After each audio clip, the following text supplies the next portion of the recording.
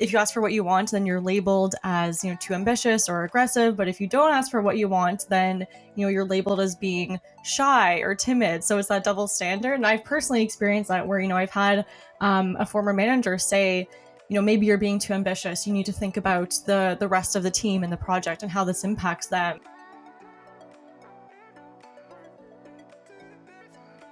What's up? It's Wilson at the New Traxxas Club. In this video, I have the privilege of interviewing my new friend and colleague, Jasmine Shaw. Jasmine is a professional engineer, entrepreneur, and advocate for women in STEM. And in this interview, we learn about her platform, Breaking Down Barriers for Women in STEM. We learn about the stereotypes and biases that women face in the STEM field and how it affects their career reach within the industry. Jasmine also shares ways to be bold by taking up space within the industry and creating opportunities for ourselves even when barriers are present. I had a great conversation with Jasmine and I'm sure you enjoy it as well. So without further ado, here's Jasmine Shaw. Jasmine, thank you for joining the New Traxxas Club. I'm honored that you're here and I get to learn a lot about you and your platform in the next couple of minutes.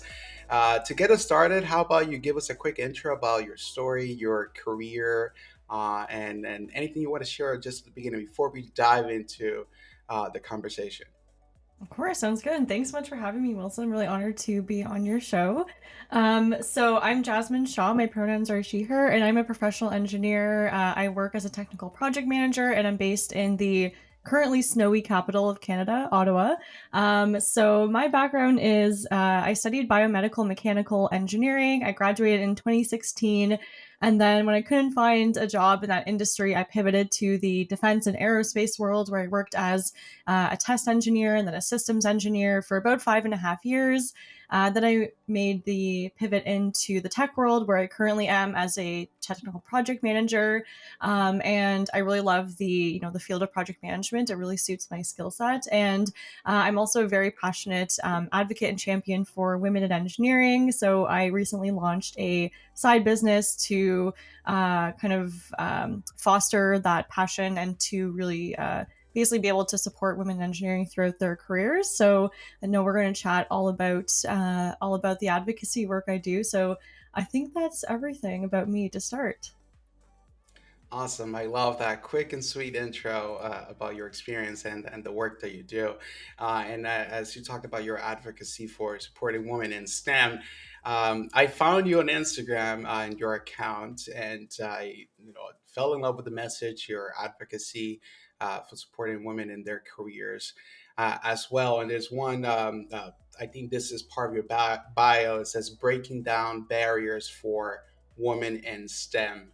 Um, how about you tell us about your platform and what motivated you to start it? Yeah, it's a good question. So I had always kind of been involved in like the women in STEM community. So back in university, I was one of those people who was involved in a lot of student societies, student clubs. I was very active in my engineering society on campus. So I was always naturally drawn towards being kind of a community leader. And I became involved in different outreach activities where we would go and talk to high school students and share our experiences as engineering students and why they should consider pursuing a career in engineering. And I think being a woman and then bringing other women with me to go and share our experiences and kind of seeing some of the younger kids see us as role models, that was kind of like the first spark for me. And then after I graduated, I still had that desire to remain involved in the community. So I volunteered with various organizations such as the Society of Women Engineers. We have a chapter here in Ottawa that I was part of the kind of founding group of starting up that chapter.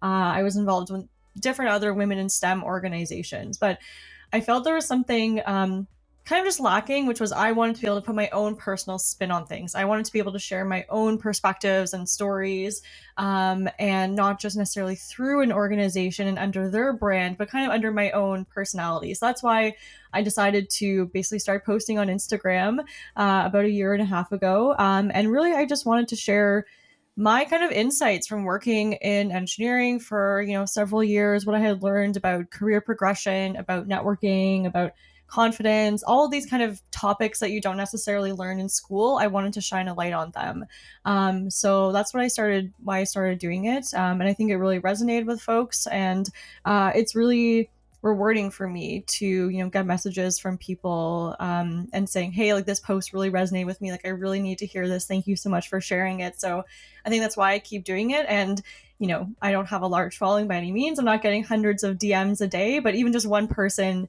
messaging me a week saying this, thank you for posting this, that's really the only motivation I need to keep doing it. That's a very good point. It doesn't matter, whether you get all the followers in the world, as long as you make the difference in one person, that's what Exactly. matters. And you mentioned a really good point about, sharing or supporting this cause through your own lens and not the lens of an organization. And there's a lot of effort and investments that there's been made into supporting minorities, underrepresented groups in STEM through scholarships, groups in colleges like the ones that you join. As well, I was part of some as well, research programs as well that support specifically minorities in STEM. And um, I feel that when I was in school, I couldn't really relate to them because Mm. there's a bigger organization. They speak in the um, third form that we or they, you understand, and I couldn't really relate to anything that they would share, anything about the struggle. So, seeing your platform, speaking through your own lens, your own words, I can relate even more, and I'm sure that's the case for a lot of other people as well. That they can say, hey, this person actually went through this, they're sharing their perspective, and I can see their struggles and their face reflected in mine. So it's good that you started this platform because we need it. There's a lot of people who need that kind of support and need to learn and hear about those stories of all the people actually going through specific challenges in the STEM field. And about that, I wanted to touch on, maybe you can tell us a little bit about through your own your own thoughts, your opinion. Why do you think are some of the stereotypes or biases that women face in STEM? Hmm. Yes, and before I jump into that, I just wanted to like validate what you were saying, and that you didn't relate with a lot of the messages or the kind of the content that was out there. And I think that's when it's not tied to like an individual, and it's just a generic like group, like, oh, internationally trained engineers or like immigrant engineers. It's like, but who actually are these people? Like, what are their stories? And I think that's what's missing is the storytelling component. And so that's why for me storytelling is like so integral to what I do. So yeah, I just wanted to validate what you experienced, and I definitely felt that as well. In terms of the barriers and stereotypes, so this is a really good question. And um, there's been a ton of research in this domain, and there continues to be research in this domain, but I think we have a pretty good understanding now of what some of the core barriers are. So the first one that really spans the entire life cycle of a woman's career is the lack of role models. And so when you're if you're a young girl and you're in elementary school, if all of your science and math teachers are men, then that very early on starts to ingrain a certain message. And then when you go into university or college, if all of your professors are men, then you don't have those role models to look up to. And then you go into industry and your colleagues or your superiors, your managers are all men. So it kind of has this like you know systemic effect where, because women have always been underrepresented, then the next generation of women, they continue to kind of lack those role models and that inspiration to go to the next level. So that's a kind of a big one, is just the lack of role models. And really the effect that that has is that you don't see people who look like you, who are in a position that maybe you aspire to be in. So then sometimes you'll doubt yourself and be like, well, if all of the the people above me in my organization are all men, or if you're a person of color and you only see white people in leadership, then that sets a certain message that maybe you don't belong, and then you might decide to pursue a different field. So that's a big one. I think another one that I can personally speak to is kind of this.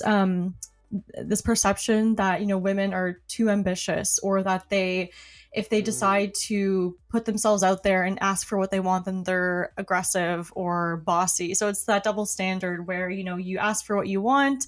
If you ask for what you want, then you're labeled as too ambitious or aggressive. But if you don't ask for what you want, then you're labeled as being shy or timid. So it's that double standard. And I've personally experienced that where I've had a former manager say, maybe you're being too ambitious. You need to think about the rest of the team and the project and how this impacts them. And you shouldn't kind of imply that I shouldn't go for what I want because I need to put other people first. And when it comes to your career, like, you're in the driver's seat, so you have to put yourself first because no one else will. So that's definitely something I've experienced. I know a lot of other women I've talked to have. And I think the last one that I've started to notice more and more, and there's been research in this area as well, is really the kind of the identity conflict where if you're coming into an organization and say it's all men, or it's all like one demographic, and you're not part of that group, then you're not like in the in group. You're kind of an outsider, and sometimes you struggle with, like, should I try to conform to this group just to fit in, or can I show up as my authentic self? Like, can I wear pink to work, or can I do whatever I want to do that's naturally me? Like, will that conflict with the dominant culture in the organization? And sometimes what actually has been shown in research is that women will, they will basically adapt to that situation, to whatever kind of dominant culture is in an organization. And then when it eventually doesn't work, because you can't not be yourself for so long. Like, eventually, like, you have to just be yourself. And then eventually, they'll end up leaving, or they won't be successful. And then that's kind of used to say, like, oh well, women don't belong because she left. So it's that kind of toxic cycle of, like, they try to fit in, and when eventually they can't fit in and they leave, then it's used against them. So that's the last one. And then I just want to comment that these barriers are kind of like generically for women in STEM, but of course we know that for women of color, there's kind of that double the double whammy of sexism and racism. And then also when it comes to immigrant women, there's been like more research done recently in terms of the specific barriers that immigrant women in STEM face, and in terms of having their education or their experience questioned. And if it's not domestic experience, then it's not as valuable. And so they really struggle with having to then gain domestic experience, but no one will hire them because they only have foreign experience. So that's just another layer to it that I think when we talk about barriers, it's important to consider the intersectionality of it. yeah, I think you provided a great breakdown of very common issues that I have seen also as well, and other colleagues that they share their experience with me, and I've supported them in many causes within organizations to actually raise awareness about these barriers, these challenges. And you mentioned a really good point about how they just follow the trend, they blend in into that toxic culture as a survival mechanism, and then ends up not working, and they end up leaving. And obviously, leaving is like a temporary fix to their current experience, but it doesn't mean that it actually makes things better. Chances are that if they switch from one company to another, they may face a similar environment. So it's good that you're doing all this amazing work and raising awareness about these issues, and hopefully we get more people to listen to and make changes in our organizational level. Obviously, not having role models and leadership, women in leadership matters a lot. And I have seen that in so many companies. I can name you five just from the top of my head right now, where you go to their website, you see like, oh, our people section, and it's all, obviously white men Yeah. all the way at the top. And Yeah. I mean, it could not be planned. It could be coincidental and everything, but it also speaks volumes into the type of people that are recruited and retained. I Hmm. think that's a key here as well. But obviously, like now, I'm in a company where the entire leadership C-suite team is all women, and I really love that. I love that It's a priority in the company to give opportunities to women, and it's great that there's a path for any other woman in the company to follow. So there's That's so changes that need to be cool. made. Mhm. I've never seen like an all women C-suite in tech. That is so cool. Yeah, it's pretty cool, and it's one of the things that attracted me about the company because he tells me that they take these things seriously, and obviously me Hmm. being part of the underrepresented group as well speaks also to what kind of experience I will have in the company, and it's been great in terms of that and opportunities, but obviously as we talked about switching a job from one job to another is a temporary fix into their women's experience and STEM in particularly. But while they're in the job, um, do you think that affects their performance while being in the same company that's providing this kind of culture? Do you think those barriers affect their performance and obviously in the long term their career reach in the industry? Yeah. Yeah, that's a great question. So, I mean, if we think about it in terms of say you're in a toxic culture and then you switch jobs. So every time you switch jobs, you kind of have to go through that learning curve again. You have to reestablish trust. And I haven't looked into the research specifically on this, but my hypothesis is that every time you switch, like you kind of it's kind of a step back almost, because even though you may get a salary increase or whatever, you have to reestablish the trust. And like that's one of the really important things when it comes to getting promoted and getting opportunities in an organization. People need to know, like, and trust you. And if you're new, then it takes a long time to establish that trust until you can actually really kind of get the ball rolling and really kind of find your groove in terms of leveling up in the company. And that's my own experience with recently switching companies. It does take a while to establish that trust and to really be seen as someone who can take on big opportunities. So if you are constantly or regularly switching companies because you're trying to avoid or leave a toxic culture, then you will kind of face those setbacks. I think the other thing, when it comes to how those barriers and biases affect performance, is when we do look at promotions and the criteria that are used to assess um, for promotion. So often it's based on past experience, as opposed to potential. And if you look at who is evaluating those promotions and who is actually putting people forward, then that's when you kind of have the like the affinity bias, or a manager might promote someone because they if they're similar to that person, or because because maybe they had a similar experience where their manager promoted them based on the fact that they liked them. So you have those like kind of subtle biases and like those unconscious biases that come into play.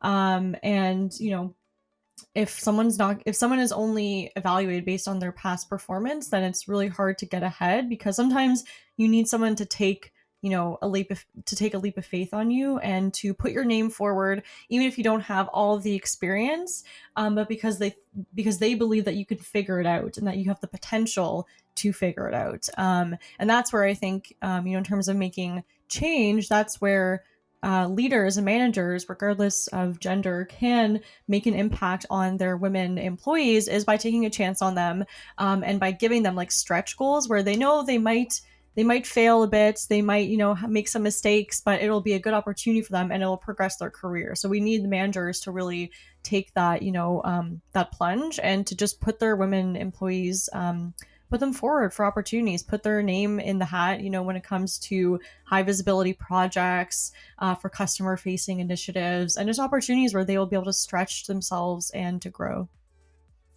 Yeah, that's a very good point. And I recently read an article about how there's some research done. I can't speak to what research this is, but the article mentioned how men would most likely take a chance at submitting a request for a promotion when they know they meet only 30% of the qualifications, where women in the same industry would expect to have, oh, I need to have 80% of the qualifications before I even have a chance Mm-hmm.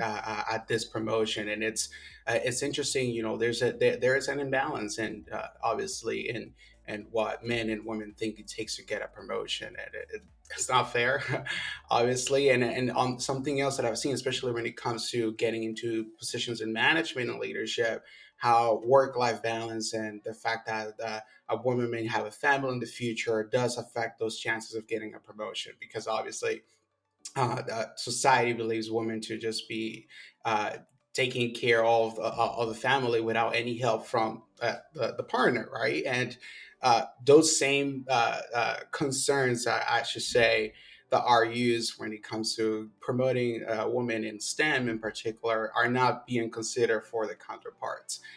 It's something that needs to be talked about more often than not, so we can raise awareness about these issues. Because if there are if women are actually doing their job, they have a past experience with stellar performance, and that should speak for itself, and that should be more than enough as a qualification to get promoted. And as well, with those stretch goals, giving them the opportunity to take a chance at something, and if he fails it, you'll fix it, and then they move forward. Um, but I'm curious about what do you think are some steps that women right now can take charge of their careers, accelerate their careers, given the biases that they face. Mm-hmm. So I think there's some things that, that they can do that are kind of not attached to their company, and then there's things that are like attached to their specific company. And both are important because, as we talked about, like how it is likely that they will switch careers or like switch jobs. It's important to have resources that are like separate from your company, so that when you leave you still have them. So I think one of the best things that someone can do as a starting point is really to find or establish a community of champions and of cheerleaders. So, whether that is, for example, a local chapter of the Society of Women Engineers. Most large cities, they have a chapter that you can join, and that just really provides that sense of community and kind of that support network that is really important. Or if you don't have one, a chapter in your city, you can start one, or you can start your own community. Like that's kind of what I did. I dabbled around in different organizations, and then I started my own kind of community on Instagram, and now through like the program that I run, I have that community there. And I just like bringing people together. That's really what I'm passionate about. I love connecting people. So if you don't have that community, then you can just start one. It doesn't have to be formal or like fancy. It could just be a book club every month with like other women in engineering, and you don't even have to talk about your careers, but it's just that, like, bringing people together who have been through similar experiences and being able to just know that like you're not alone in what you're going through, and foster that sense of belonging.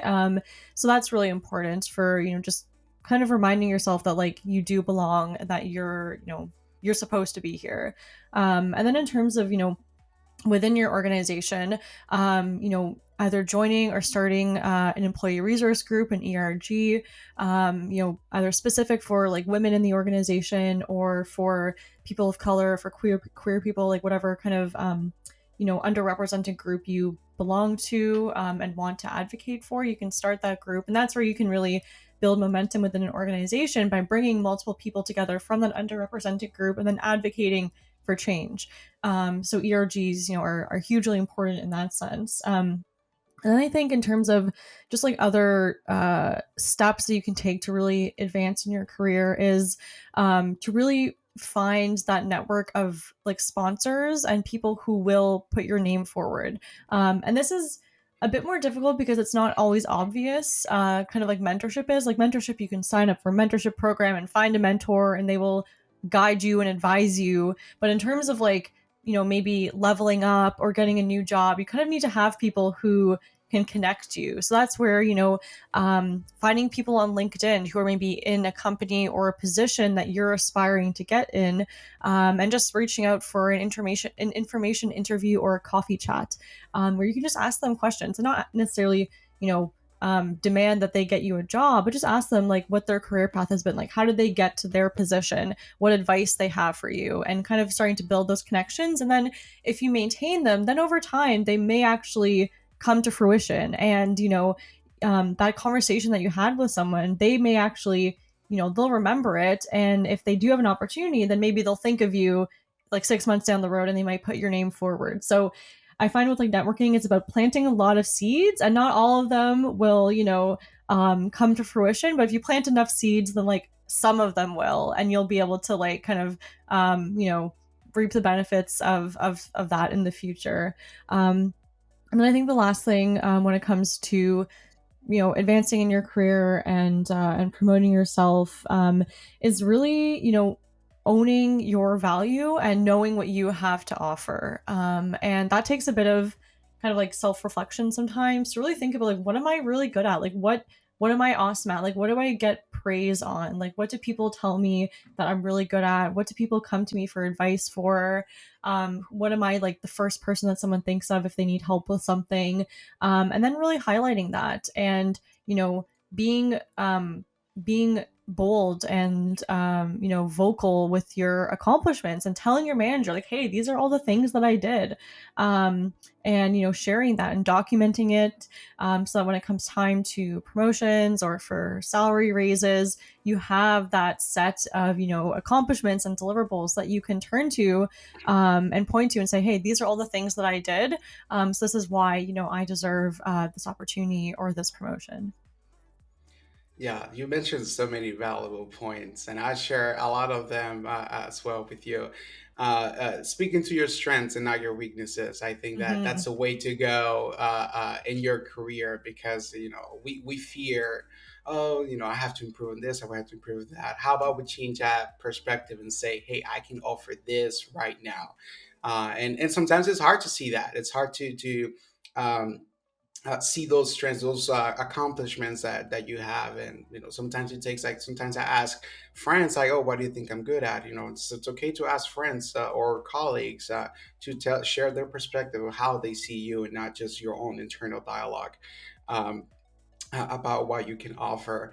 And the other thing about documenting your accomplishments, I learned this about 2 years ago, and every single task that I do, that goes into a to-do list, that goes into a database, and then at the end of the year, when it comes to my annual performance, I have a whole documentation of everything I Mm. have accomplished, and I can use this as a case for anything in the future, a promotion, a Mm-hmm. raise, or anything. So I think that's very important, not only to prove others and show the work that you have done, but also to convince yourself how much value you offer. So Yes.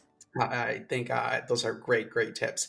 Now, we talked a lot about what we can do in our end. And obviously, as an individual, what, in your own words, what are some changes that you like to see in the STEM industry? Mm-hmm. Yeah, I'm glad you asked this because I think we do need to tackle this from both ends. Like there are certainly things that underrepresented groups can do to advocate for themselves and to to demand more inclusive workplaces, and to demand the that they're paid their worth, that they're given the opportunities that they deserve. But on the other end, we also need like the systemic change, and that's where we kind of need to tackle it from both ends in order to really move forward. So my vision, really like my big vision for like engineering, the engineering profession, is that engineering companies and teams are representative of the people that we are building for. So if you think about any engineering company, regardless of the product that they're building, it probably impacts a lot of people, whether it's infrastructure projects, in civil engineering, just building bridges, building roads, or whether it's software products, building apps, or building cars, like whatever is being built, there's so many users that are impacted by it. And my, fundamental belief is that if the people that are, building those products do not represent, the full breadth of users, then there will be gaps when it comes to the design. And I think a poignant example of this is I was working on the Amazon Prime Air program, which is their Amazon's drone delivery service, and we Hmm. were working on the design for the drone, and And aircraft, they have like safety lights, so it'll usually be like red and green means like whether the aircraft is in a hazardous state to be approached, and red means like it's hazardous, you can't approach it, and green means like it's safe to approach the aircraft. And we were talking about this when we were developing the requirements for the lighting system, and someone was like, so if someone is if the operator or like the aircraft technician is colorblind, how are they going to know whether it's safe to approach, because red and green is the most common like colorblind affliction. And I was like, oh my god, like I never thought of that. Like, wow, that's a really good insight. Like maybe we should use like a different system or a different approach. And like of course there are standards for this. Like there's a whole, like we would need to change a lot more than that. But I was like, wow, that's just such a good point. And like that's one example of where like just having people with different lived experiences can bring value to the table and make sure that when we build these products, we just consider like how they might be used or how they might impact different people. So that's my like, my big vision, I guess, for engineering. And in terms of like steps that can be taken, I think managers and recruiters play a huge role in this. So, doing assessments of your teams and understanding like what is the makeup of your teams. Like, is it all homogenous basically? And if so, like regardless of the how it's homogenous, but like you need to introduce some diversity to your teams. I think just doing that assessment and understanding like what's your baseline, and then where are your major gaps. Like maybe it is bringing more women into the team, maybe it is bringing people who are internationally trained, but just introducing diversity into the team, and then of course fostering a culture where they actually feel like they belong and that they're not, a token individual. And that's, that's difficult, but I think that's the objective. And then I think the other thing that organizations and companies can do is to provide opportunities for advancement that are, I would say, like culturally or demographic specific. So that could be like running a leadership program for women.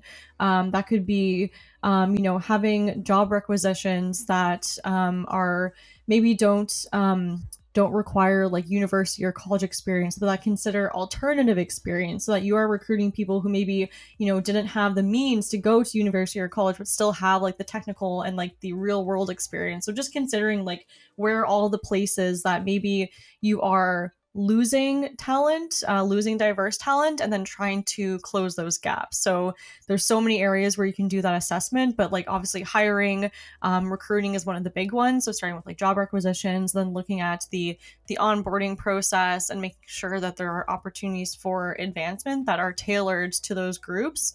I think those are like the big things that that companies can consider doing. Yeah, lovely. This is great, great insight. And onto that, I would like to add also retention Mm-hmm. of underrepresented groups in these companies. Whenever Yes. that's someone from an underrepresented groups is leaving, gives the 2 weeks notice, ask yourself why, and Yes.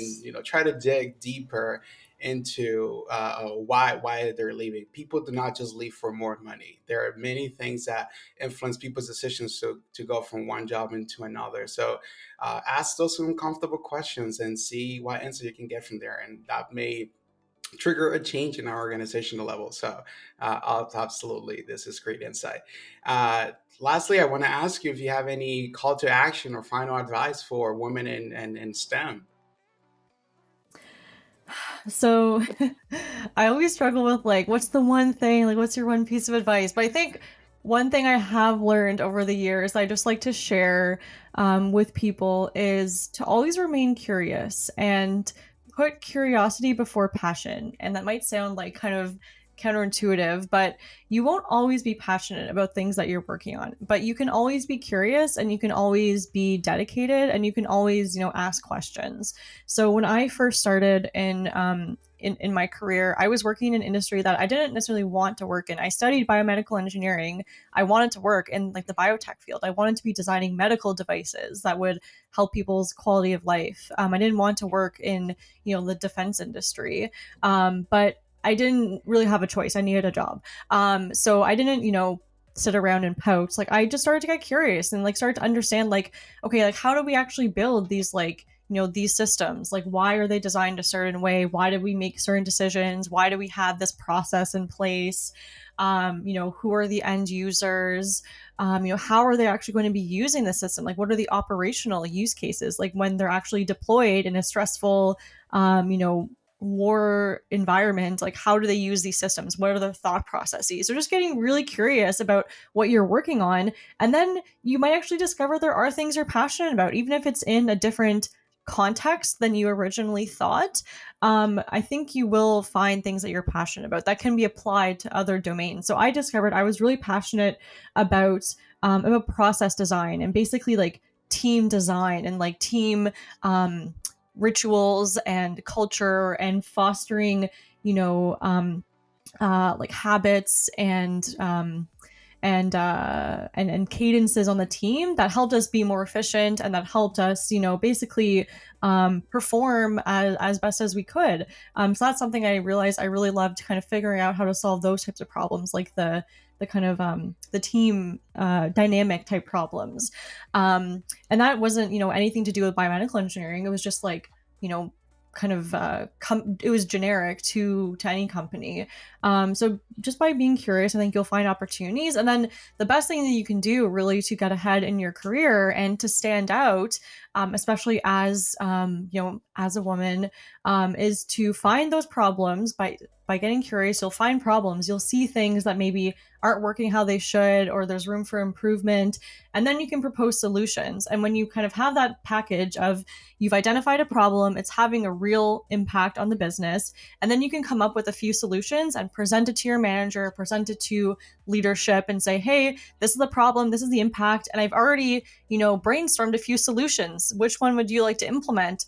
And then that's really like, oh wow, like this person really, is going above and beyond to really make change within the organization. And frankly, that's how I've kind of landed all of my opportunities. Like they weren't presented to me like, hey, do you want to work on this? It was like I told them what needed to be worked on, and then I, then went and executed it.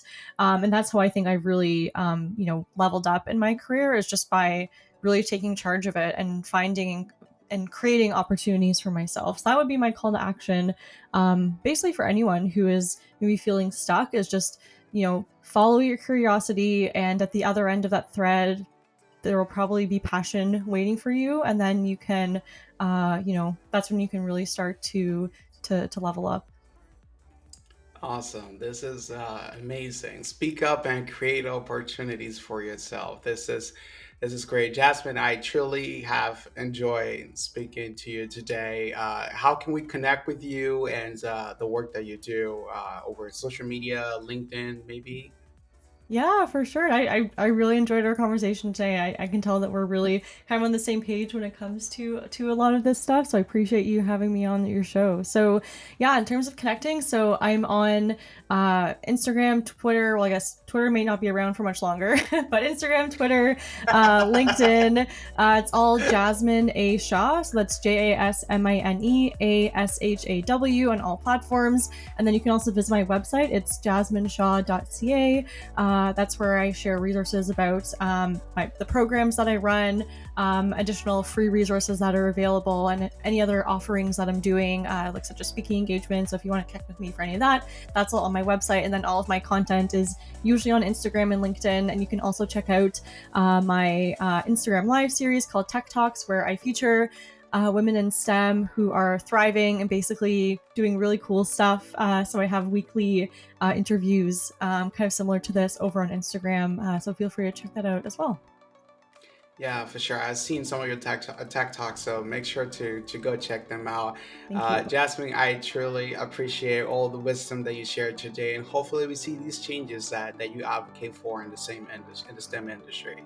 I Thank hope you for so your too. time. Thank you for joining. Thanks for having me, Wilson. Take care. If you enjoyed this content, go ahead and subscribe to the New Access Club. I will be uploading more interviews like this with future guests on the platform. So make sure to subscribe, comment down below any type of questions that you may have about the content that you want to see. And don't forget to hit the like button. I'll be watching. Thank you for your support.